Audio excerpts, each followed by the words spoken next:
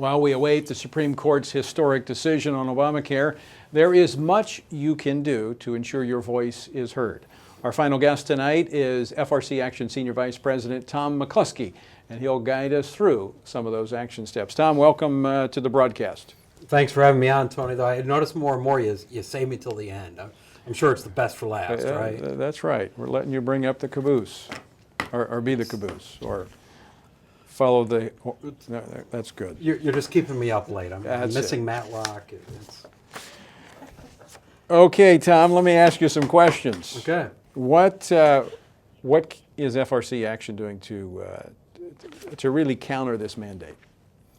Well, legislatively, we're pushing Representative Fortenberry's bill, trying to get even more co-sponsors, pushing Republican leadership, House leadership, into having a vote on this bill, and making sure that this legislation, at least the wording, gets passed this Congress. Because regardless of who's president next, this needs to be addressed. We're just certainly under fire. Then additionally, with FRC, what we're trying to do, and we help direct a number of people at the USCCB to good partners within the states and different churches that they can partner with, so it is an multi-church event. The legislation that we're helping support, that legislation is solid. I know that your team worked some with Congressman Fortenberry's team. H.R. 1179, I think we've got an action step for that where you can contact your member of Congress. Ask them to support H.R. 1179. That's the Respect for the Rights of Conscience Act. And as Congressman Fortenberry said earlier, he already has 224 members that have signed on as co-sponsors.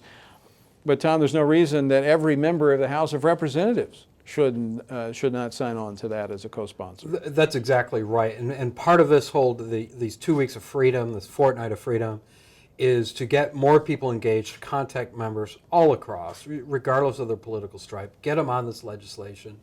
And as I said, to get this bill passed, it sends a very strong message to the president, because this is not the first assault on religious liberty he's done. It will not be the last.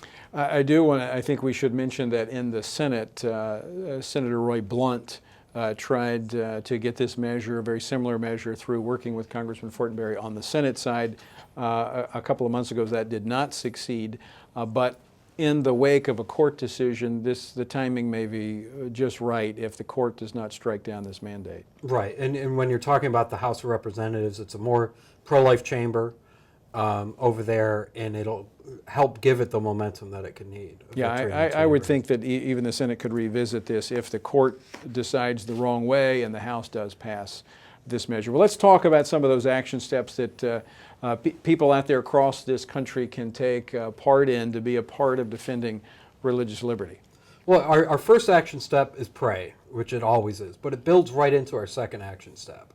And earlier, Governor Huckabee said how we're all Catholics now, except what I think is what's beautiful that's happening right now is, no, we're all Catholics, we're all Baptists, we're all Methodists, we're all Anglicans, Jews, Mormons, and we're all coming together, though, because we all understand that regardless of what our faith is, the government should not be able to dictate what we can believe and can't believe. And exercise and live according to our faith. That's the key distinctive in this administration. And I'm going to get on my soapbox, or get on your soapbox here for a minute. The idea. I'd be a little taller if I did that. The idea that behind this administration's discussion of religious freedom, they talk about the freedom of worship, meaning what takes place in the four walls of a church. But what the founders guaranteed us was the freedom of religion, which is the ability to live out your faith as a religious institution, not funding things that run contrary to the teachings of your faith, or as a businessman or businesswoman for that matter. That's what is under assault here, is that fundamental freedom of religion. And as you mentioned, one of those call to action, pray. I would challenge pastors and members of churches to make sure that every Sunday that this is a part of your prayer time, praying for religious freedom, and in particular, this mandate that has been thrust upon religious organizations. So I would encourage you to ask your church and other churches in your area for a community prayer in action. to take some action steps. And give us some of those action steps, Tom. Well, the second step would be that talk to your pastor, talk to your priest, and arrange so that you do actions with local churches. This is a grassroots effort, and that's how it needs to be. So if you're Catholic, call up the your local Baptist church and offer to partner with them. What kind of events would you like to do? Or even just a prayer together. Yeah, you can have prayer on the courthouse steps or the city hall steps, or have a rally. There's been rallies held around the country. Great opportunity, as Tom pointed out, for people of different denominational backgrounds to come together in defense of religious liberty. And then the very last step is that we ask you, as you mentioned, to support H.R. 1179, Representative Fortenberry's bill. This bill, it's very important to get this passed for a number of reasons, and one very important thing is to just highlight that we cannot let people forget what this administration has done, and we need to highlight it over and over again until they get the message, and also the voters get the message that this is a very important election.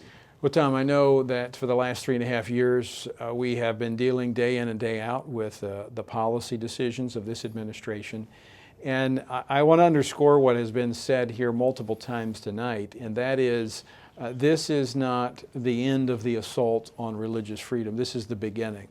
But I think it is in our best interest as Americans who cherish that first freedom that we take our stand here, and we take it now. Right. I think we are all Americans. That's what we are, and we need to stand up for our Constitution. Tom, thanks so much for joining us tonight, and thank you for all your work on this issue on Capitol Hill and working with the members and their staffs to first come up with this legislation, but also just draw attention to the importance of defending our first freedom. Well, thank you. And folks, I want to encourage you to be involved and let your voice be heard as well, and to pray and to challenge other churches in your community to be a part of speaking out on this first freedom, this fundamental freedom that we have. As I've said tonight, everything else we cherish hinges on that first freedom. Before we go tonight, I do want to mention one thing coming up. September the 9th, mark your calendars. We'll be having the Pledge of Allegiance Sunday, a special nationwide simulcast. Churches across America will be joined together that Sunday night for the Pledge Allegiance Sunday. For more information, go to frc.org/Pledge Allegiance Sunday, and you can sign up your church and find out more information and become a part of Pledge Allegiance Sunday. Well, for all of us here at the Family Research Council, I want to thank you for joining us for this special webcast, 2 Weeks of Freedom. And know this, that the Family Research Council and our entire team is here in our nation's capital, defending and advancing faith, family, and freedom for you.